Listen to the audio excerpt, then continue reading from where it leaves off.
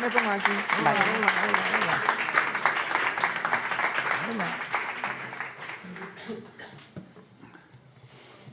Somos los artistas. ¿Qué tal? Gracias por venir en un día como hoy, que está lleno de luz. Sí, no, necesitamos luz en la oscuridad más que nunca. Oye, Tío, para no, eso estás la tú. gente no para de hacerme bromas. Ya. A ver, te iba a caer. Y aquí- Estaba claro que te iba a caer. Aquí, porque ahora con Movistar hemos cambiado un poco la gráfica, pero claro, antes éramos luz en la oscuridad. Y en Cataluña está mi frasecita, si habéis visto Crims, posarem llum a la foscor. Y todo el mundo aquí, ¿dónde está Carles Porta? Que ponga luz en la oscuridad. Joder, qué humor. Madre ¿Puedes mía. reconocer que era una estrategia de marketing lo del apagón de ayer? Eso me lo ha dicho Ana Punsí también, nuestra jefa de contenidos, que nos ha salido muy bien. No sé, pues el que ha hecho esta estrategia se ha lucido. Pero bueno. Bueno, hoy no estamos con luz en la oscuridad, estamos con El Solitario. Bueno, me imagino que todos lo habréis visto o si no conocéis el caso, pero bueno, pues la casa de un delincuente, un atracador y también un asesino que mantuvo en vilo a España y también a sus cuerpos y fuerzas de seguridad durante mucho tiempo, que al final cayó. Y no solo eso, ¿no? Sino que también supuso una historia personal y una historia que va más allá del personaje para muchos de los personajes que habéis entrevistado y habéis conseguido en esta pieza. Algunos de ellos están aquí. ¿Cómo fue el proceso de elaboración en un primer momento? Cuando hay tanto publicado, ¿no? Cuando se ha contado tanto sobre un caso, ¿siempre tenéis claro en esos casos que vais a poder aportar algo más, que vais a poder dar vuestra mirada o se produce ese debate en un primer momento? Se produce, porque es un tema muy importante. Antes hablaba con el fiscal Ignacio Estampa, con el que nos estamos haciendo amigos, justamente de eso, ¿no? Y preguntaba que nosotros no tenemos esa necesidad de exclusividad, pero sí nos gusta tener una mirada distinta, una mirada desde otro punto de vista, un poco diferente, no por dar información diferente, pero sí por darla de manera diferente, ¿no? Y a nosotros el hacer un thriller policial nos daba esa mirada, pero sobre todo, nos la daba tener a un tío que se llama Jesús Mesa, que está aquí y que tenía una apreciación personal increíble en esa historia porque era amigo de una de las víctimas, participa en la investigación hasta que detienen al malo y te emocionas con él. Con lo que, si me vais a permitir, os pido un aplauso para él.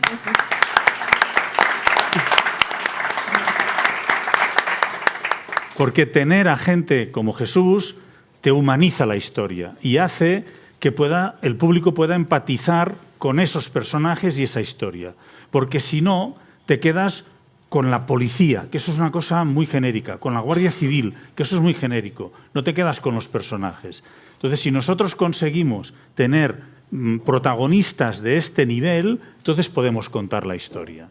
Si no, no vamos a superar los relatos que hayan podido hacer Elena Sánchez, que también nos ayudaste muchísimo, o Jesús Duba. Es distinto, porque información tienen mucha más que nosotros, porque lo han trabajado mucho más. A nosotros lo que nos da, yo creo, ese nivel distinto es poder empatizar, que la gente empatice con esa historia y luego la realización. Ahí tenemos una gente como Goroka, Santi Baró, Laura Tremoleda, que os pido disculpas de parte de ellos, y de Minaya Llorca, que es nuestra guionista, porque el apagón los ha dejado en Barcelona, pero están aquí de espíritu, y está Esther Martín, que es la documentalista del caso, que también lo vivió muy de cerca. Pues con todo esto nosotros hacemos ese tipo de historias. Vaya chapa he metido solo ya de inicio, con la primera pregunta ya de Patricia así. Peiró, la mejor periodista a la que quiero fichar y no quiere venir. Bueno, ya lo hablaremos. Quería aprovechar también este incisillo, escaparme de esto, para agradecer a Cupra City Garage que nos acoja en esta cita y también disfrutar del Campari, que es nuestro patrocinador, todos lo que podáis. Yo podré dentro de unos meses, así que bueno. Esther, documentalista de la historia, un papel que muchas veces pasa desapercibido, ¿no? Y además los documentales, ¿no? Que debería ser como muy relevante, ¿no? Y que tenga toda esa relevancia.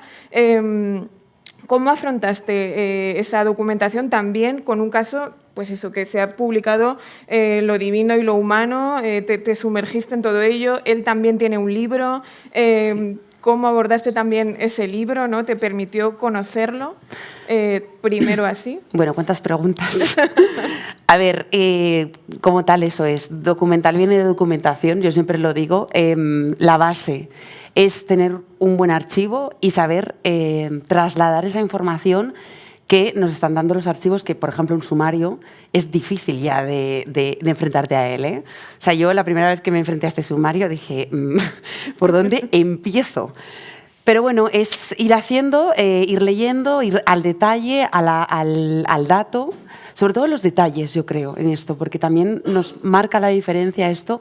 Con Minaya, que es la guionista, siempre lo hablamos, de ir a los detalles y forzar en eso, porque no todo se conoce. O sea, lo que vemos en prensa, lo que vemos en hemerotecas, en diferentes artículos, vale, lo sabemos todos, pero lo que va al sumario, ¿no? ese dato, ese detalle es la diferencia, y saber traducirlo, con ayuda, por supuesto, de abogados, fiscales, que son maravillosos, al menos en El Solitario. Yo les agradezco en el alma haberme traducido muchas cosas que yo no llegaba a entender, y sobre todo también orden.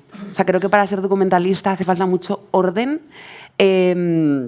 saber priorizar y trasladar a la persona de contenido lo que tú ya estás leyendo, lo que tú ya estás viendo, que sí que va a tener tirón, ¿no? Que dices, esto vamos a abordarlo de esta manera, porque la documentación es que es base, que luego digo también los testimonios, por supuesto, y Jesús y Elena y bueno, todo el cuerpo que hemos tenido de Guardia Civil y de Policía Nacional, pero sin esa documentación pues no damos veracidad, ¿no?, a lo que también estamos contando. Sí, ya de por sí en estas historias, ¿no?, en estas narraciones, siempre hay que tener mucho cuidado de no caer en esa fascinación, ¿no?, por el malo, ¿no?, de no encumbrarlo, de no elevarlo a los altares. En esta yo creo que supuso un reto mayor, ¿no?, porque durante muchos años fue esa sombra, se le puso ese nombre, ese solitario, todo el mundo lo conocía, pervivió durante mucho tiempo en los titulares, no fue una cosa que murió en un año o dos, sino que siguió en el tiempo. ¿Cómo trabajasteis eso, ¿no?, lo de que no fuera una especie de personaje mítico? Di la verdad. Pues la realidad es que creo que en este caso poder conocerle fue la... Vamos a eso ya, si quieres, venga. Sí, bueno, es que es así. O sea, poder dibujar a una persona conociéndola en primera persona, no leyendo solo sus libros, que él escribió un libro autobiográfico y lo detalla todo muy bien, pero es que, claro, el tío tiene una oratoria que escucharle en la cárcel, detrás de un cristal en un locutorio, pues también tiene su... Bueno, pues gana. Pero la cosa empezó por carta. Carta, sí, escrita a mano. Primero hubo cartas y después visitas a la cárcel de Aranjuez. ¿Qué se le pone en una carta a un asesino? Eso lo has hecho tú también. Yo. ¿No? ¿No? ¿No has escrito asesinos todavía? No. Una buena frase esta. Bueno. Es que esto invita a la intimidad, ¿eh? Igual digo alguna barbaridad. Bueno. Pero no me arrastres a mí a decirlas, por favor. Sabes que se le dice la verdad. Porque si no le dices la verdad, luego te metes en berenjenales. Total. Y hay que decirle la verdad. Mire, queremos hacer esto y con esto, y ya está. Y yo creo que a él le gustaron dos cosas, tú me corriges, porque tú fuiste quien le escribió y quien le fue a ver primero. Se le dice, queremos hacer la historia de su vida, pero también la historia de los policías que le persiguieron. Y no queremos rejuzgarle. Yo creo que eso le gustó. Y luego él estaba enfadado con la humanidad, pero especialmente con la humanidad de Madrid. Y nosotros éramos catalanes y ahí él... Sí, eso funcionó. No funciona siempre. A veces te meten en la cárcel, pero a veces no. Y ahí a eso le gustó. A él le pareció que eso era un poquitín un filtro de, no sé, de honestidad o llámale como quieras. También creo que él quería convencernos de contar su historia y su verdad. Pero ahí entra Esther, que tuvo esas fases. En la primera visita bueno, pues es un tío con un poderío importante. Sí, a ver, la primera carta que escribí fue a mano, porque digo, bueno, no voy a escribirla en ordenador y a máquina, ¿no? Voy a escribirla a mano. Y eso, él me lo agradeció. El primer feedback y la primera carta que yo recibí de él fue: gracias por escribirme la carta a mano. Pues no sé, por darle, igual se sintió más humano, lo agradeció un montón. Y nada, pues me presenté de dónde venía, qué es lo que quería, y nos carteamos como 2 o 3 veces más, y entonces ya aceptó vernos. Y bueno, pues me autorizó él, o sea, sin su autorización yo no puedo acceder a la cárcel, o sea, él tiene que dar mi nombre, mi DNI, bueno, sabe mi DNI, sabe el nombre de mis padres, sabe dónde vivo. Menos mal que me he mudado hace 6 meses y ya si viene, pues ya no estoy. Pero sí, sabe todo de mí, claro. Y nada, pues accedió a que yo llegase allí, que yo fuese al locutorio y a la cárcel, y entré, y pues la primera sensación al verle es, bueno, no sé, es que es un tío ya que está, sinceramente, ya está pasado. El tío está ya pasado, soy sincera y transparente. Lo está. Pero ahora imagina estar en la cárcel un montón de años y te viene a ver Esther. Ya. Está un pibonazo. A ver. Para un preso... Que es una gran profesional. Vale, bien. Bueno, si no lo voy a decir, no lo voy a decir, pero yo creo que eso se puede decir. Claro, a Jaime Jiménez Arbe y dijo, ¡hostia! Porque por carta eso no se ve, pero en persona sí. Y además él es un gran seductor y lo quiso, vamos, seducción pura y dura, sí, constantemente. Sí. Esas miradas, ¿de acuerdo? No, sí, a ver, es verdad que el tío... Pero eso hay que frenarlo también. O sea, que ahí tiene un reto importante, porque desde luego ese primer contacto es muy libre, pero luego tú tienes que conducir donde quieres esa relación. Y el otro no puede tener ninguna duda de qué tipo de relación va a tener contigo. Pues si no, eso se pudre, eso te equivocas de camino. Y eso nos llevó a que el otro se cabreó. Sí. No es que quisiera ligar con Esther, pero sí se cree que puede... Que tiene el control, ¿no? Exacto, ¿no? Se cabreó y mucho, y te vas al otro extremo, porque esto no se hace en 3 días. Esto fue con mucho tiempo. Pues ahora ya hace 2 años, claro. Imagínate. Ahora ya hace 2 años, sí. Ya la segunda vez yo sí que le presenté un poco lo que íbamos a hacer, con quién íbamos a contar. No me callé, o sea, pues Guardia Civil, Policía Nacional, Fiscalía, jueces. Él me dijo que porque van a contar con ese tipo de... Bueno, me dijo barbaridades, pero... que no, que la verdad no es esa, que tenéis que contar conmigo. Y digo, claro, si yo estoy aquí es porque queremos darte voz, pero eso que tampoco es tu historia, o sea, es la historia de tú como atracador, pero aquí entran más testimonios, no solo el tuyo. Entonces, le fui clara desde el principio. Él me puso unas condiciones y esas condiciones nosotros no íbamos a aceptarlas. Fueron condiciones económicas muy altas y nosotros no pagamos asesinos. Entonces, fui clara y le dije, no, pues, bueno, gracias, pero no vamos a contar contigo el documental. El documental se va a hacer igualmente, sin ti, que lo sepas, pero no vamos a pagarte. ¿Y sabéis si ha podido verlo? Sí, lo ha podido ver. O sea, nosotros le pasamos el documental a su mano derecha. Su mano derecha, hemos hablado por teléfono varias veces, lo tiene él, entendemos que sí, que lo ha podido ver, pero de momento no ha llegado nada. Bueno, no será tan fácil que lo vea, porque no sé si le podrán entrar a una tele. Bueno, da igual, si lo ve o no ve. Aquí hay una cuestión súper importante. Cuando nosotros planteamos un tema de estos, tú tienes que focalizar. Y nosotros decidimos que lo focalizábamos en la persecución policial. Que era también, de un cierto modo, focalizarlo en las víctimas, que es lo que hacemos nosotros constantemente. Nosotros, tú sabes, que nos importa mucho el respeto a la gente, a todo el mundo, incluso a Jaime Jiménez Arbe, pero sobre todo a las víctimas. Y en ese punto, cuando tú te posicionas y sabes dónde pones la cámara, desde luego la historia tiene que ser potente, pero tu posicionamiento tiene que estar al lado de las víctimas.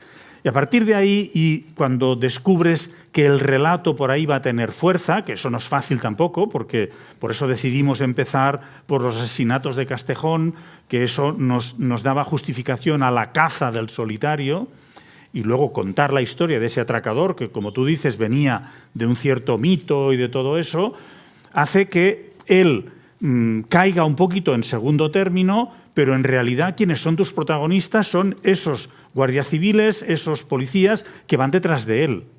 Y para hacer eso ya te posicionas desde un buen principio. Y él lo sabía, y a él se lo comentamos y ya está. Y ahí él, para nosotros, como un compañero de viaje, se acaba. Si quiere venir bien y si no, allá él. Porque nuestra posición no está con él, pero tampoco está contra él. Tampoco vamos a machacarle, no vamos a rejuzgarle, vamos a contar lo que hubo. El respeto por los hechos es muy importante también, porque si no ya te metes en berenjenales muy complicados. Y luego a nosotros nos gusta ser elegantes en la narración, y en esa narración lo que acaba ganando fuerza son básicamente dos cosas. El thriller, es decir, una trama que no se cae nunca, que es muy intensa, si habéis visto los capítulos creo que va por ahí, y luego los personajes, y hay que construir esos personajes. Y ahí nosotros teníamos la inmensísima suerte de tener a alguien como Jesús Mesa, que es alguien que primero empieza como víctima y te dice, hostia, es que han matado a mi amigo. Y luego te dice, yo quiero entrar en esta investigación, no he hecho los cursos, en principio no estoy preparado, pero mi actitud va a ser la mejor, le dejan entrar y luego acabas emocionándote con él cuando detienen al malo. Ese arco dramático, con más detalles, que tiene que estar lleno de información y de viaje, bueno, pues es una apuesta narrativa que va más lejos del periodismo y que te ayuda a crear una historia con la que la gente puede empatizar. Si no es así, haces un reportaje periodístico. Y de eso hay gente que lo hace muy bien y hacen muchos. Nosotros queremos ir siempre un poquitín más lejos y hacer esas historias con estas personas a las que tenemos que sacar de su uniforme, de su zona de confort, que ese es otro gran reto en el que empieza Esther, porque son los primeros contactos, después Minaya y todo el equipo se vuelcan en hacer que esos policías, esos guardias civiles se encuentren cómodos, o los jueces o fiscales se encuentren cómodos en un plató de televisión que no es su espacio natural y hablando de una manera que no es haciendo atestados o redactando sentencias. Sacarles de ahí no es fácil. Eso requiere también muchas horas de esfuerzo, mucho comentario, mucha conexión. Confianza. Y confianza, exacto. ¿Cómo es esa primera aproximación a, por ejemplo, gente como Jesús, ¿no? Que para ti no es un caso, no es un true crime, es la historia de tu vida, la historia de tu amigo y la historia de cómo luchaste porque se hiciera justicia? O si quieres intervenir tú también, contando cómo es esa primera aproximación, cómo ellos se acercan, cómo tú te sientes confiado, no sé si el trabajo previo que hacéis ayuda. Muy bien, yo encantado con ellos. Primero con Minaya, que fue la que me pidió toda la documentación, y luego con Esther, perdón, y con Minaya, una relación muy íntima y muy cómoda. No me sentí en ningún momento forzado. Sí que es verdad que es una historia larga de contar y que requería más de un día de entrevistas y de llevar documentación, mira esto, si te gusta esto, si te gusta lo otro, buscando las cosas distintas que no se hubieran publicado, porque se publicó ya muchas cosas. Pero muy bien, yo la verdad que agradecido en todo momento, no puedo decir otra cosa. Es que cuando haces una cosa de estas y le gusta a los que salen en la historia, es muy bonito. Que le guste al público, que guste a gente que os lo miráis, evidentemente sin vosotros no existimos. O sea, no tiene ningún sentido. Pero que le guste a la gente que te cuenta su vida, eso es muy potente. Y si además es gente que ha sufrido, eso también es muy potente. Y venimos de una época en la que algunas cosas, el concepto true crime y el hablar con asesinos se criminaliza con una gratuidad cuando debería criminalizarse los hechos concretos. ¿Quién hace qué y cómo lo hace? Porque nosotros hablamos con asesinos, contamos historias y no lo hacemos mal. Y no generamos más daño. Es evidente que contar esa historia hace daño, si no te lloran delante de la cámara. Pero tienes que contarla con respeto. Y contarla también con un respeto enorme por las víctimas, que son los que han sufrido. Yo tengo la teoría, que nos lo demuestra todos estos años que vamos trabajando, que la gente que ha sufrido un asesinato en su familia o en muy su proximidad, ya ha sufrido mucho. Eso no es normal y duele mucho. Esa gente ha sufrido mucho. Y ese sufrimiento no lo vamos a eliminar, eso no se elimina, eso existe. ¿Y qué más quisiéramos que poder eliminarlo? Pero eso no se va a eliminar, va a perdurar mientras vivan. Lo que nosotros no queremos hacer es multiplicar ese sufrimiento.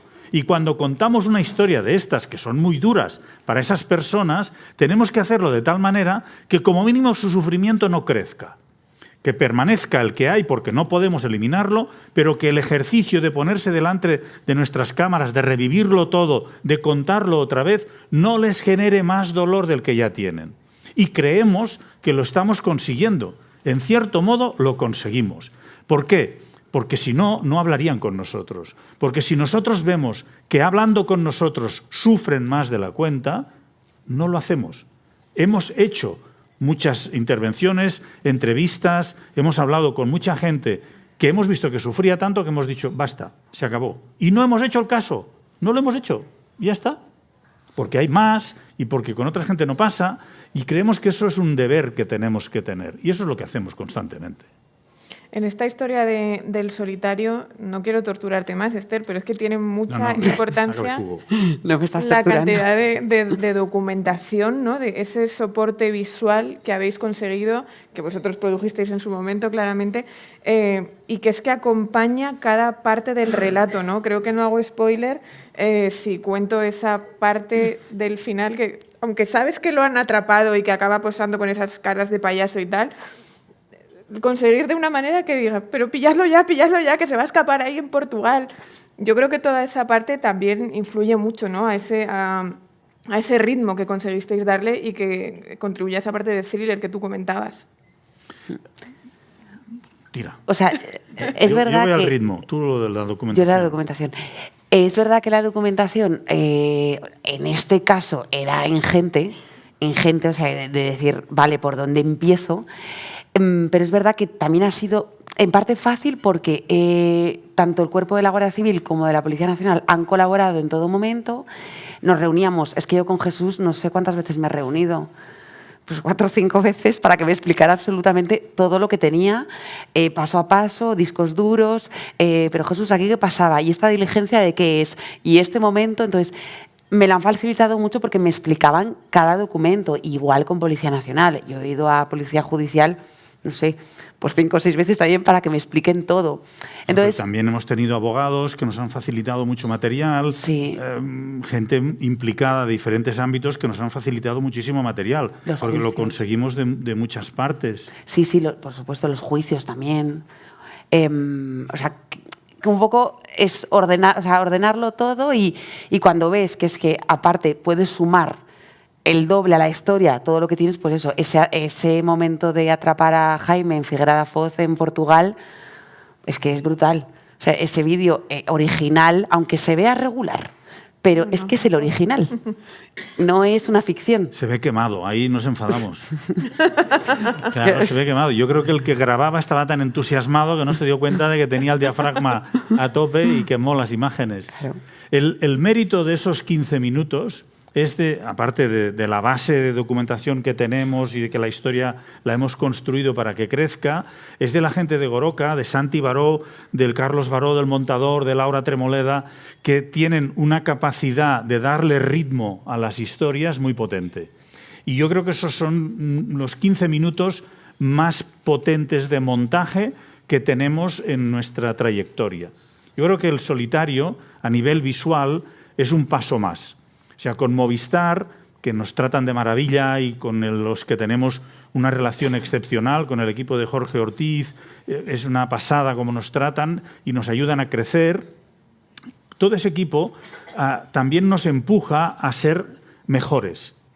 También hemos conseguido, con Domingo Corral y todo el equipo, tener un poquitín más de presupuesto y esto se nota en las imágenes, porque nos hemos acercado mucho más al cine, a una grabación cinematográfica. Nuestras ficciones se parecen mucho más a cine que no a documental habitualmente, porque los documentales habitualmente no tienen tanto presupuesto. Nosotros hemos podido conseguir eso y luego está el talento de los directores de foto, de todo el equipo de Goroka, que nos empuja y con los montajes tiene una fuerza impresionante. Parece una película, pero es real.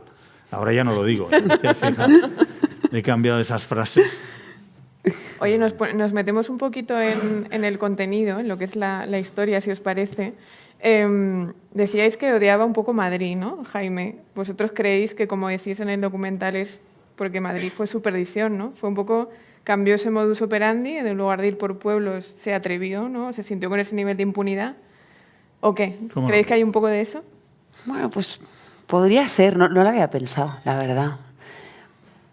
Yo creo que odiaba los medios de comunicación de Madrid porque, en general, y eso es una cosa que pasa siempre, y yo he sido periodista de sucesos y me ha pasado también, tus fuentes son la policía y la Guardia Civil.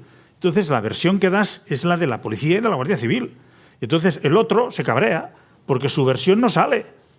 Y estás ahí atrapado por esa inercia y ese bucle. Y además, que ahí Jesús Duba, que no sé si ha llegado a venir, pero hay que agradecerle su participación también, y es un gran maestro, lo dice cuando lo detienen. Hay un momento en cuando detienen al solitario y dice, yo veo esa imagen y pensé, joder, yo me imaginaba un Rambo y era un Pelele.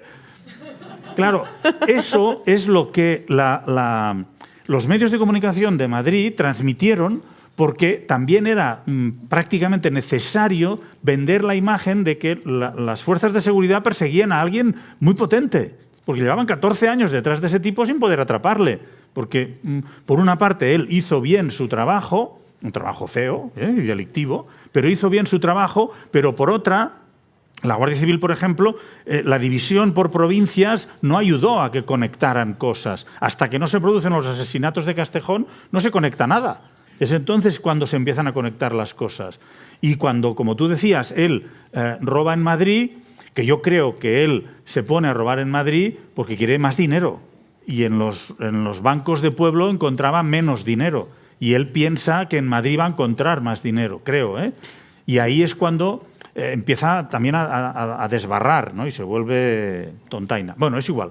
El caso es que él se enfada con Madrid, no tanto con la ciudad, no tanto con la gente, sino con ese trato que recibe de los medios de comunicación que le aplastan, que le meten el dedo en el ojo, que no le dan ningún tipo de cancha, que ridiculizan su declaración de que él no es un atracador, sino que es un expropiador de bancos.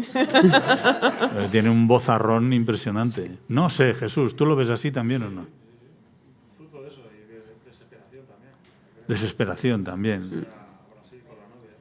Una mezcla de todo, sí. Yo creo que también quiso en un momento dado, o sea, ese riesgo de voy a atracar en Madrid, y es que además voy a hacerlo cerca de la sede de Canillas, ¿sabes? O sea, para reírme más si cabe del cuerpo de la policía. Y pues, o sea, es que le salió bien, quiero decir, que es que se volvió a reír de ellos, o sea, le salió, bueno, sí. Fue el principio de su fin, en realidad, pero sí, bueno, el fin pero siguió. O sea, que luego vino, después de Canillas, vinieron más en Madrid. Vino Las Rozas, vino Alcobendas. ¡Ey! ¿Cómo se lo sabe? Sí, sí. Hombre, porque tenemos gente buena. Tenemos gente buena. Oye, y otro elemento interesante que también transmitís, ¿no? Y contáis en la narración, es algo que a veces no se cuenta, ¿no? Y que son detalles que a la gente igual le pasan desapercibidos. En este caso es ese pique, ¿no? Que se da entre Guardia Civil, Policía Nacional. ¿Cómo abordasteis esto? Y también, ¿eso también le gustó a los protagonistas, el resultado? No se han quejado. No nos han hecho llegar ninguna queja. Yo creo que también fuimos elegantes. O sea, ahí podíamos ser muy gamberros y decir, miren qué inútiles los unos y los otros y tal y cual, pero eso tampoco te hace crecer la historia. En cambio, creo que el pique y la situación se produce de manera natural. Y ahí hay una intención muy clara de no hacer sangre ni con unos ni con otros, pero que se vea, que se vea. Nuestra obligación no está con la Guardia Civil o con la Policía Nacional o con Jiménez Arbe. Nuestra obligación está con el público. Nosotros trabajamos para el público. El día que perdamos... Yo es que soy de la vieja escuela, ya tengo una edad. Y yo era de los que escribía para el lector. Yo todavía empecé de periodista en una época en que la gente compraba los periódicos. Y eso te daba un retorno muy potente. Y te daba una tranquilidad muy grande, porque no quedabas bien con el político, con el policía, con el guardia civil, pero quedabas bien con la gente. Cuando decías la verdad, eso te da mucha tranquilidad. Y en este caso mantengo ese criterio. Mi objetivo es el público. No me iría a dormir tranquilo si hago iba a decir una mamada, bueno, si hago un masaje absolutamente descarado de un cuerpo policial porque sé que así me van a dar más información. No, eso no me vale. Me tienen que dar información y tienen que participar en nuestros proyectos porque somos honestos y los vamos a tratar con rigor, con honestidad y vamos a llegar al público.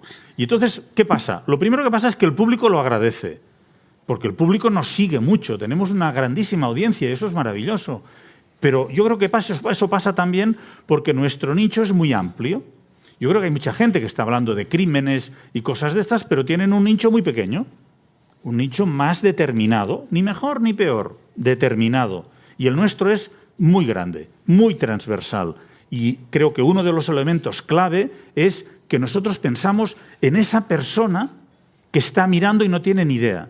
Y no tiene vinculaciones ni con la Guardia Civil ni con la Policía Nacional. Y a esa persona tienes que contarle con elegancia que la Guardia Civil iba por un lado, la Policía Nacional iba por otro y que había un poco de pique. Pero tampoco tienes que convertir eso en el gran debate de la serie, porque no era eso. Porque eso te distrae. Y teníamos 3 capítulos, tenían que tener mucho ritmo y eso distrae más. Pero está. Y el que quiere verlo lo ve y el que no quiere verlo, pues que no lo vea. Teníamos que haber sido más duros. Bueno, no, eso no hace falta. Comentaba Esther el tema de los detalles. Sé que tú eres gran amante de centrarte en los detalles.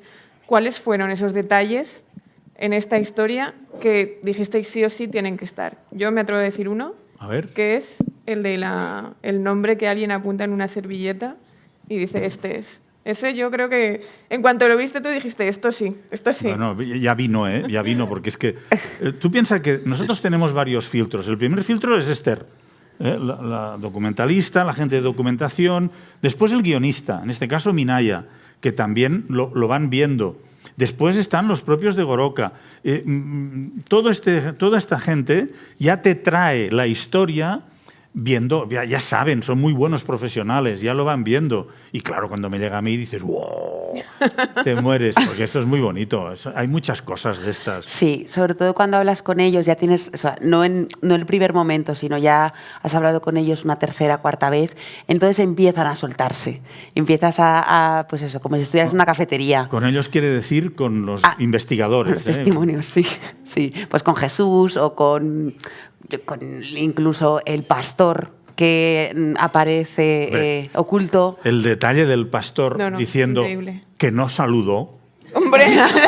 Claro, es que ese es el detalle. A mí me extrañó que no saludó, claro. Pero es que ese es el detalle. Es que en un pueblo todo el mundo se saluda. Claro, tú puedes contar que el pastor le ve y tal, pero lo que te da fuerza enorme a todo el relato del pastor es que no saludó. Sí. Ya está. Esos detalles son maravillosos. Sí, o que pues Santiago y Emilio, que son los 2 policías nacionales, después de todo el atraco en Figueira da Foz, se vayan a España con todo el armamento en el maletero y de repente paren en un bar y escuchen en los informativos pues la noticia y el señor de al lado diga, mira esto. El del bar. Eso, el señor del bar. Claro, eso es otro detalle maravilloso. Sí. Que el tío te dice, joder, mira a estos, con una vez ya lo pillan, y los de aquí lleva 30 y no lo pillaron. Y que te lo cuente él mismo y se ría, eso también es un detalle. Exacto. ¿Eso es información? No, pero eso es humanismo.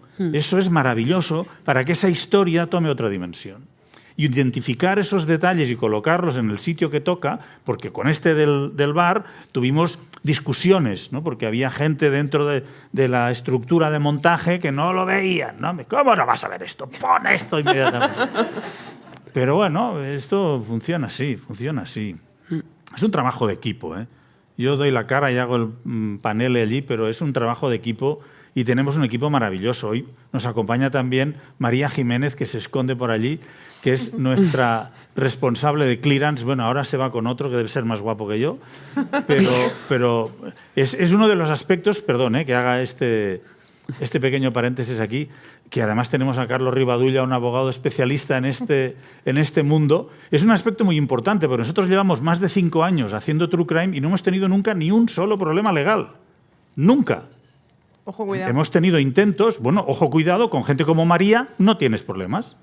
Y con gente como Esther, que hay un rigor excepcional detrás de cada cosa. Todo esto, y todo esto son equipos que crea un petardo como este, que se llama Pablo Fernández Masó, que es nuestro CEO, que somos muy exigentes. Que yo estoy enfadado con él porque es más exigente que María Jiménez. Y ahora como María se va, se lo puedo decir.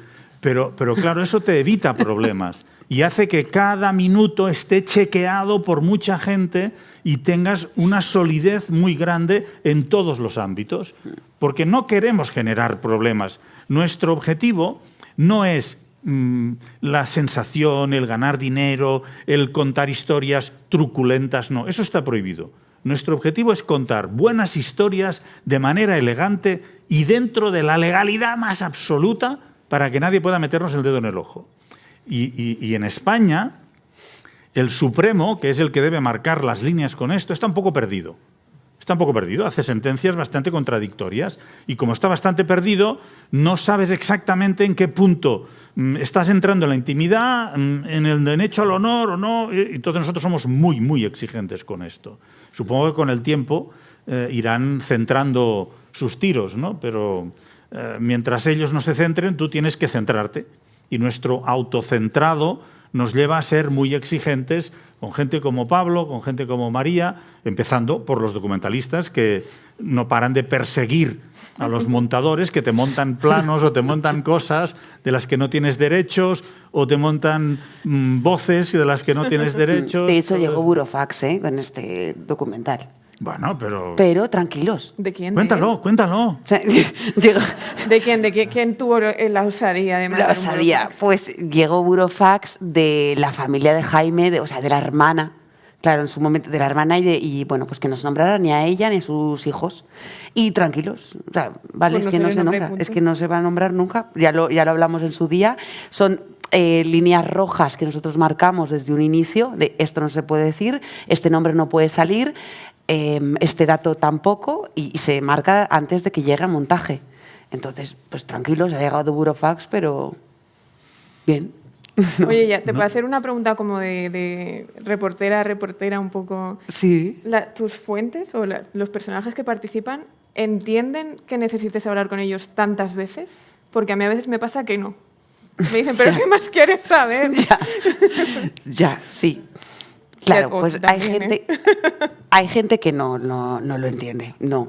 Pero creo que lo guay es que al tener tanto tiempo, porque lo que mola mucho de esta productora es que te da tiempo a hacer el documental, pues eso, a cocción lenta. Entonces, puedes quedar con él, tomar un café, que ya te vea la cara, que ya, pues eso, hacer esa confianza, ese primer vínculo. Otro día, pues nos llamamos, otro día volvemos a quedar. La base yo creo que es el tiempo, porque ahora, hoy en día, pues eso, noticias, inmediatez, necesito hablar contigo tantas veces para entregar un reportaje en 15 días. Bueno, aquí son pues 1 año, 2, quedamos, volvemos a quedar, tranquilo. Y sí que yo creo que eso es lo que a ellos pues les hace también confiar en ti. Luego están los nos, y los nos súper respetables, y es que además lo agradecen tanto. Hace 2 meses lo tuvimos con un caso y fue claro, no queremos que hagáis este documental, os agradeceríamos que no volviéramos a hablar de esto. Perfecto. A las semanas tuve un correo de, si el día de mañana quiero hablar con alguien sobre esto, seréis los primeros con los que cuente, porque me habéis dejado espacio, tiempo, margen, enseguida no habéis insistido. O sea que creo que es eso, es el espacio, dejar a la gente tiempos y espacios. Pues a mí me habían dicho que dejara tiempo y espacio para la gente que quisiera preguntar, así que si vais pensando alguna pregunta, pero antes de pasar a eso, quiero contar un pequeño chascarrillo. Decid, ¿dónde grabáis aquí en Madrid? ¿Dónde está el estudio en el que grabáis en Madrid, por favor? Bueno, está ahí en Usera, Sí, más. Sí, esa nave. Pues esa nave en su día fue la que el cachopo mató a esta chica. Sí, en la escalera, o sea, el hueco del ascensor fue. Que a día de hoy, claro, está todo fenomenal, pero es un estudio de grabación. Ahora ya no es como era, ¿eh? No, Ahora no. es así. El hueco sigue estando, pero Sí, pero en la maleta no. Y si veis espíritus y vais, veréis espíritus. Nah. Esas cosas pasan. Esas cosas Qué mejor pasan. homenaje, ¿no? No lo hicimos adrede, ¿eh? Eso lo sabes después. Ya. Sí, exacto, lo subimos después. Yo en cuanto grabé con vosotros había cubierto el juicio y claro, esa dirección se nombra muchísimo. Sí. Y me dijeron que tenía que ir ahí y dije, no puede ser, no puede ser. Sí, Y ¿qué van a dije, bueno, hacer así lo conmigo? veo por dentro porque si no, no habría tenido nunca la oportunidad. Bueno, aquí tenemos una.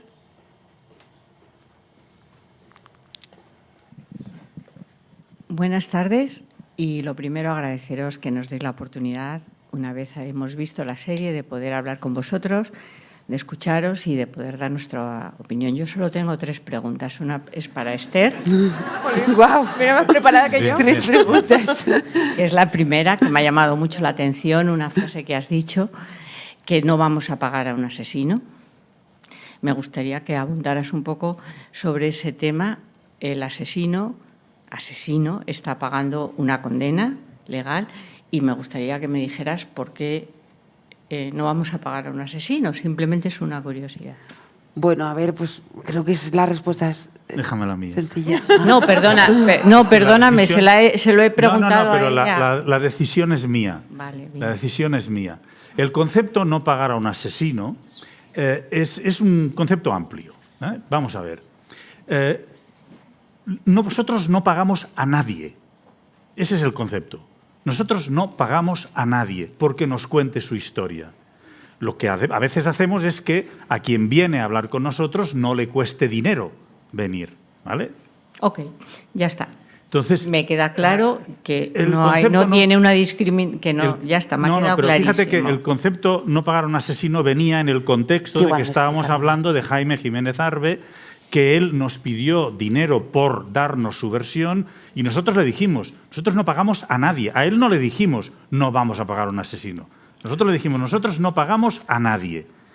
Y ahí podríamos añadir, y menos, a ti, que estás pagando una condena, que has matado a 2 personas, y ahí te voy a otro ejemplo que nos hemos encontrado más de una vez. Secuestradores que no han podido cobrar un rescate, que han ido a la cárcel por haber secuestrado a una persona y que ahora te pidan dinero y haya alguien que les pague dinero que no consiguieron con el acto delictivo.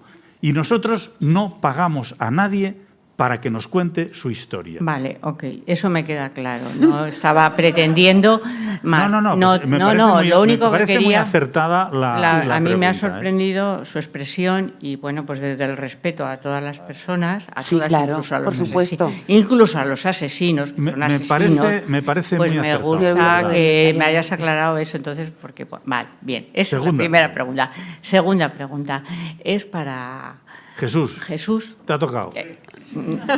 Bueno, Pero también tenemos a Elena, tienes- la periodista que también Bueno, participa en el documental. Ya, Tienes- pero yo lo he visto y solo tengo. tienes 3 derecho a preguntas. guardar silencio. Tú no estabas comprometido a salir aquí delante. O sea, Nada, si la Jesús. pregunta Yo no es simplemente pertinente, desde el punto de vista emocional, Sí. ¿qué ha supuesto para ti volver sobre esos temas, sobre esas vivencias tan duras en ese momento? ¿Qué ha supuesto, qué te ha aportado personalmente el poder recrear, hablar sobre aquello que sucedió y que tanto te dolió? Porque lo he visto y te he visto a ti y he sufrido, pero me gustaría que me dijeras qué te ha aportado, qué te ha emocionado, qué te ha aportado a ti recrear aquel drama. Sí, pues te lo digo, sí. A ver, yo con Minaya, que fue la que me entrevistó varias veces, directamente cara a cara en el set, pues hubo un momento que me emocioné, lógicamente, claro, cuando incidió con las preguntas de las familias, de las madres, sobre todo de las madres, fue cuando más me emocioné. Y, a ver, este tema para mí ha sido un antes y un después, entonces, en mi vida tanto profesional como personal. ¿Qué pasa? Que esto ocurrió en 2007, entonces ya pues como un duelo, cuando se muere un familiar o un amigo o algo, pues lo vas pasando. Contar la verdad, pues te gusta, a mí por ejemplo me gusta, Vale. yo lo he visto desde el primer momento, Elena hizo también un documental parecido anteriormente y a mí me gusta. Yo no me he sentido ofendido en ningún momento. al No, contrario. si no te he Ni dicho han ofensa, encumbrado. esa. No, me refiero que la historia que se ha contado en ambos ha sido de mi agrado, no solo de mí, de mis compañeros que trabajaron. Yo no solo estuve en el caso, hubo más gente. Y nos ha gustado, nos ha encantado a todos cómo ha quedado. Y sobre todo eso, no encumbrar la figura del atracador, sino más bien la labor policial, ¿no? Pues lo que te gusta como policía, claro, cada uno barre para su casa, ¿no? Claro. Pero yo te preguntaba solamente desde el punto de vista emocional. Emocional, pues claro, ¿qué te había al final pues, te toca, pero intentas... Claro, tema profesional solamente. Cuando pasa el tiempo, pues el duelo pasa, ¿no? Y al final te adaptas y vives con ello y ya está. Vale. No queda otra. Pues gracias. ¿Y la tercera? La tercera es para ti. ¿Qué punto pones tú ahí cuando sufren demasiado? ¿Qué quieres decir? Cuando vemos que sufren demasiado, cortamos. ¿Qué es para ti sufrir demasiado? Bueno, es lo que te decía Esther. Tú hablas con una persona y notas si, perdón, si está a gusto contándote esa historia o no está a gusto. Y ese sufrir demasiado, ahí tendríamos que poner, honestamente, no tengo un sufridómetro. Obviamente no hay sufrido, simplemente como hablamos a veces de las cosas con tanta, pues bien, con ligereza a veces, yo creo que es para sufrir demasiado cuando tienes a alguien delante, porque una vez que el sufrimiento se produce, ya no hay marcha atrás. Y es simplemente mi interés profesional en saber qué era para ti sufrir demasiado, porque una vez que se produce, ya se ha producido. Y solamente era esa pregunta, ¿qué era? ¿Qué tenías tú? ¿Qué conceptos? No hay sufridómetros, porque la emoción, el sentimiento, no es una radiografía, no es una prueba de laboratorio y no tenemos argumentos. Simplemente que era para ti sufrir demasiado. Era simplemente que me lo dijeras. Bueno, es una cuestión de percepción humana. Okay. Yo creo que nosotros somos personitas, que cuando hablamos con alguien las consideramos personas y ahí ves qué conexión se produce y en qué estado emocional esa persona responde a lo que tú le estás pidiendo. Y eso te genera una sensación a ti mismo que dices, bueno, ¿seguimos o no seguimos? Y por suerte, generalmente, la gente decide seguir con nosotros. Sí, pero yo lo que te preguntaba era qué valorabas tú, porque supongo que no eres experto en ese tema. No, ni quiero. Solamente soy experto un poquito. Pero tratas con seres humanos, tratas con el sufrimiento de las personas, con las emociones, entonces solamente no pretendo que sea simplemente que era para ti sufrir demasiado, porque era solo esa pregunta.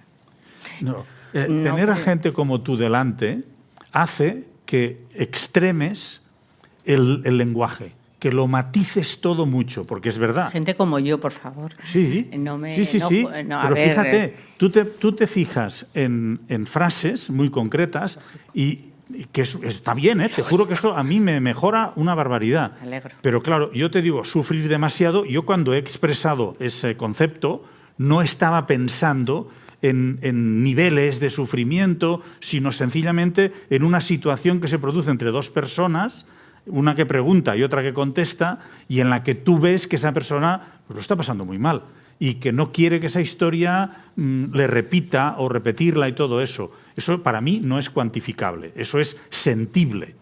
Entonces, la expresión... Pues mira, yo te agradezco que la frase de personas como tú, te agradecería que la retiraras porque no queda bien. Y en segundo, perdóname, yo no te he faltado y tú me has dicho personas como tú has hecho un juicio pero desde de el valor. Punto de vista de exigente. No, perdona, tú has hecho un juicio de valor sobre personas como yo. Perdona, no. Yo solo te he hecho una pregunta y te lo he hecho desde el punto de vista no de personas como yo, desde el punto de vista de una persona profesional que se dedica a ello y nada más. Pero lo de personas como yo creo que no es pertinente, solamente eso. Y si lo retiras, te lo agradezco, nada más. Sí, claro que lo retiro las veces que quieras. Se acabó. Pero creo que lo interpretas mal. Cuando yo digo personas como tú, me refiero a personas exigentes, a personas que se miran los conceptos. Fíjate que tú eres la primera que ha planteado la diferencia entre pagar a un asesino o a otra gente. Y te quedas tranquila cuando digo que no pagamos a nadie. No, Carlos, ese matiz también me ha parecido Carlos, bien. No. ¿Tienes ganas de discutir? No tengo ganas de... no tengo ganas de discutir, pero tú hablas muy bien, yo también. No, perdona. Y entonces el personas como yo, y a poner adjetivos a como yo soy, creo que no es pertinente porque yo no he hecho no te he puesto ningún adjetivo a ti y creo que aquí se acaba. tú me has dicho que ya está, pero poner Pues, eso... Ya está, si ya me no te ha gusta esa quedado... No, expresión- si no me ha quedado, no es que no me guste, es que ya hemos acabado, ya está. Perfecto, pues Gracias. ya hemos acabado. Venga, siguiente pregunta. Creo que hay otra pregunta por ahí. Bueno, buenas. Bueno, yo más que una pregunta, ¿se escucha? No. Bueno, o hablo alto. Es porque mi novia no entiende que me fascine tanto, pues... El otro micro, por favor. Sí. Y sí, y no sé si vosotros entendéis un poco, porque entiendo que mucho de este público no es que queramos ser aquí nadie asesinos, ¿no? Pero yo siempre digo a mi novia, creo que es más sociológico, psicológico. Por ejemplo, reconozco que siendo de Barcelona por mi edad, pues el crimen de Santaló o de Avinguda Sarriá, pues los veo más cercanos, con lo cual tengo algo más interesante. Ya, me parece como que tenía 15 años, no me enteré mucho. Entonces, ¿qué creéis que es lo que, pues bueno, digamos que toda vuestra saga, vuestros productos funcionen tan bien? Si es más morbo o es más algo sociológico, curiosidad, ¿no? Y creo que de las personas. Yo siempre digo lo mismo. Creo que tienes más criterio tú para contestar esta pregunta que yo. O sea, que tú y todo el mundo... A mi novia siempre digo, tienes curiosidad y nada. Bueno, La gente, pero ella no... yo te puedo decir la respuesta que he ido desarrollando viendo cómo reacciona la gente, ¿no? Que es, en el diccionario se define morbo de manera despectiva, pero también se plantea como una curiosidad. Entonces, yo siempre digo lo mismo, nosotros no ponemos morbo en nuestros reportajes documentales, en nuestros capítulos. Sí que partimos de un crimen, pero no hay cantidades de morbo más allá de describir que ha habido una muerte con unas circunstancias determinadas y punto. Lo que sí hay es mucha curiosidad, y probablemente curiosidad sociológica. Es decir, ¿por qué pasó eso? ¿Quién lo hizo? ¿Por qué? ¿Quién hay detrás de cada cosa? ¿Quién era la víctima? ¿Por qué le pasó a ella y no a otro? ¿Cómo se investigó? ¿Qué circunstancias ayudaron a que eso se resolviese? ¿O por qué se tardó tanto en no resolver? Yo siempre digo que en los true crimes que nosotros hacemos, en estas historias, se concentra lo mejor y la peor de la especie humana. Y narrativamente te da elementos muy potentes para contar una gran historia, de manera que el espectador, punto uno, desconecte de sus mundos, pueda entrar en el mundo de otro, en positivo, en negativo, tú puedes decidir ponerte al lado de uno, de otro, lo que sea, pero sobre todo te atrape. Y ahí está una vocación muy clara nuestra de tener una intensidad narrativa que te atrape.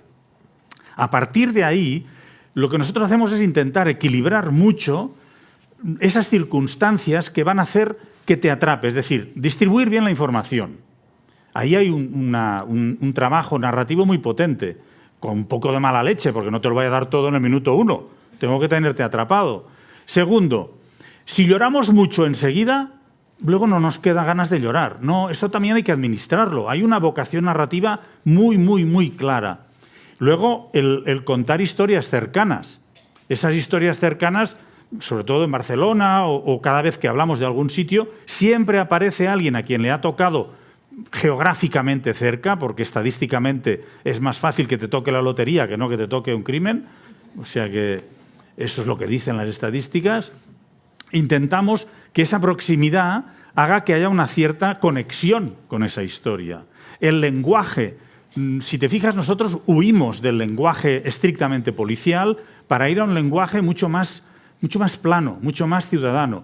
Y luego yo creo que la gran cuestión que nos gusta plantear es que nos gusta ir a las emociones primarias del espectador. Yo quiero que la gente se cabree con la policía porque no detiene al malo, se cabree con el malo porque se escapa, pero se emocione cuando alguien se emociona y se alegre cuando detienes al malo y lo condenan. Este tipo de emociones primarias es muy difícil conseguirlo en un relato y más televisivo. Cuando pones todo esto junto, pues a veces consigues lo que estamos consiguiendo nosotros. Pero te aseguro que cuando empezamos, yo no dije, vamos a conseguir esto. No.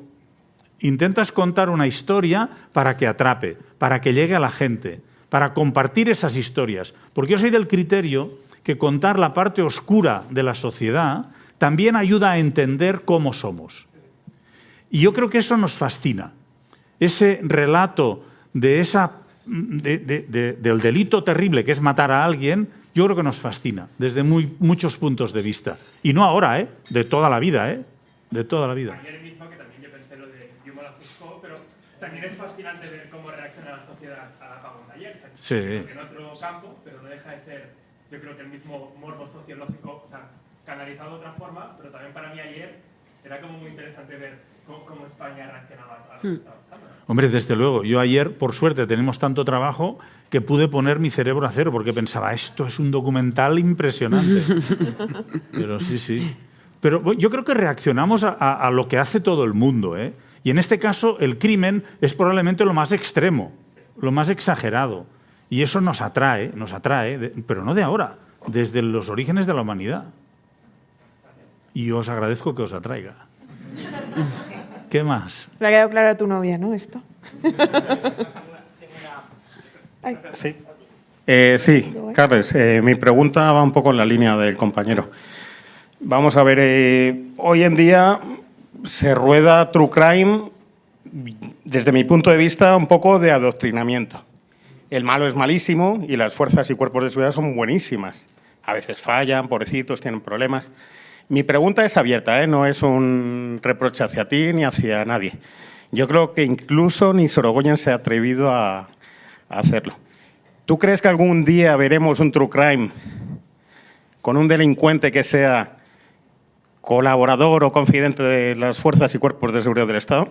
Que hay unos cuantos y para mí son los peores que hay. Sí, Mi escala de criminales es diferente de la oficial. Seguro. Lo que pasa es que a nosotros no nos ha llegado todavía la historia lo suficientemente buena como para hacerlo, pero vamos. Pues tenéis unas cuantas. Bueno, podemos luego me lo hablar de cuentas. Bretón, podemos hablar de Chicle, podemos hablar de... Sí, pero ves, por ejemplo, el Chicle no lo hemos hecho porque la familia de Diana Kerr nos pidió no hacerlo. ¿En serio? Pues claro. Pero vosotros estáis capacitados. Es que para mí es una cosa ya, no es... por eso decía que roza un poco con el compañero del morbo o el adoctrinamiento. Es enfocar una verdad que ni los hay tan buenos. Y es que a mí lo que me duele es eso, que es que luego hay gente muy mala que por determinadas circunstancias pues no paga el delito. Yo lo veo así. Bueno, pero a Chicle le ha caído un buen puro, ¿eh? Pero bueno, nosotros tampoco somos justicieros sociales, ¿eh? El 11M, acordaros que parece ser que la policía tenía conocimiento de demasiadas cosas y no actuaron. Bueno, ¿sabes qué pasa? Ahí nosotros si encontramos una historia que podamos contar bien, lo haremos sin duda. Lo que pasa es que yo, ¿sabes qué pasa? Creo en el sistema. No en todo y no siempre. Y evidentemente hay manzanas podridas, las hay. Y si encontramos alguna, la contaremos. ¿Se depurarán algún día? Seguro, no. Si lo encontramos, lo contaremos. Pero nosotros tenemos tendencia, de hecho no es una tendencia, es una norma que tenemos, que solo hacemos casos que están juzgados y sentenciados. ¿Por qué? Porque creo que el hacer casos que todavía no están sentenciados es más producto del periodismo diario. Pero no están sentenciados por algunos motivos que sabemos. Bueno, pero si nos metemos ahí es infinito. Y no es nuestro cometido ni nuestro objetivo. Y ahí, como empresario que también soy, yo tengo que tomar decisiones que me llevan a moverme en unos parámetros de legalidad y de seguridad. Pues gracias de corazón porque se te ve buena voluntad. No, pero que es que no quiero ir más lejos. Mira, nosotros hemos hecho en Cataluña un par de casos que no estaban ni juzgados ni sentenciados, pero porque teníamos suficientes elementos como para contarlo. Y con uno de ellos, que es el caso Elena Jubany, pues no quiero decir que fue gracias a nosotros, pero a raíz de nuestros programas, ahora hay 2 personas que probablemente serán juzgadas por un crimen que se cometió hace 20 años. Ole. Y esto no es fácil. Y luego descubrimos el nombre, la identidad de la chica de Portbou después de 32 años. Y eso nadie nos lo paga, ¿eh? Y fueron 2 años y pico de trabajo y todo eso.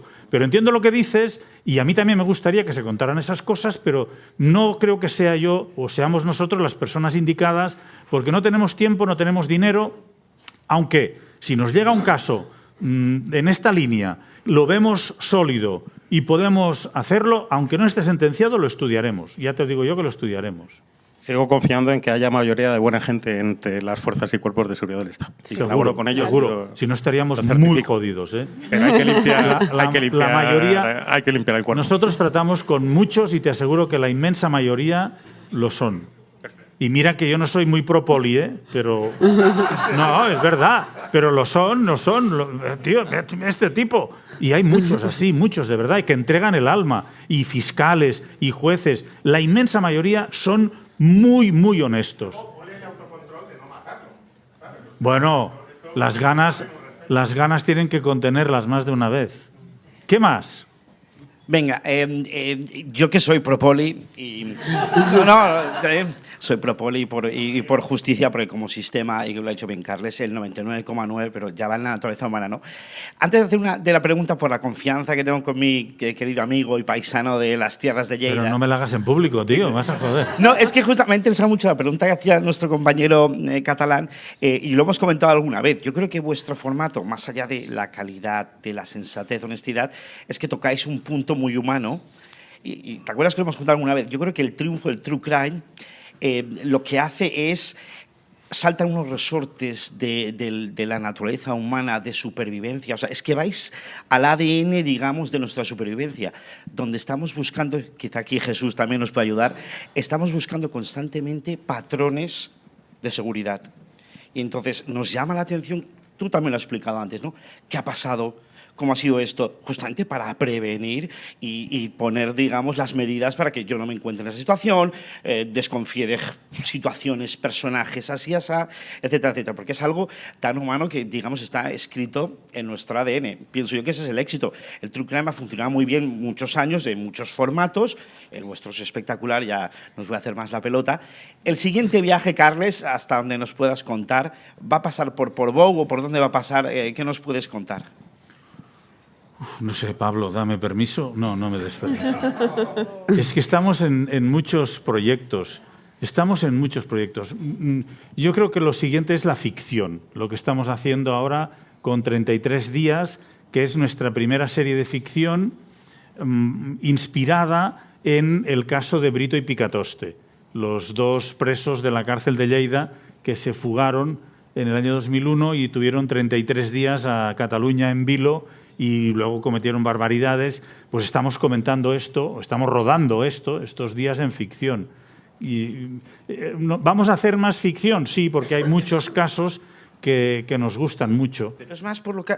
Es verdad que desde Crims en Cataluña, Crímenes, Luz en la Oscuridad, estáis como moviéndoos de lo menos ficción a más ficción, pero lo has dicho antes, ¿un tema del presupuesto o es un tema también vuestro de estilo, de formato? Es culpa de este. Ah, vale, ya está. Es culpa de Pablo Fernández Masó, que es el CEO, que quiere hacer ficción, porque facturas mucho.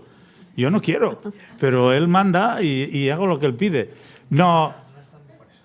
Toma, Pablo. Dale el micro, que lo cuente.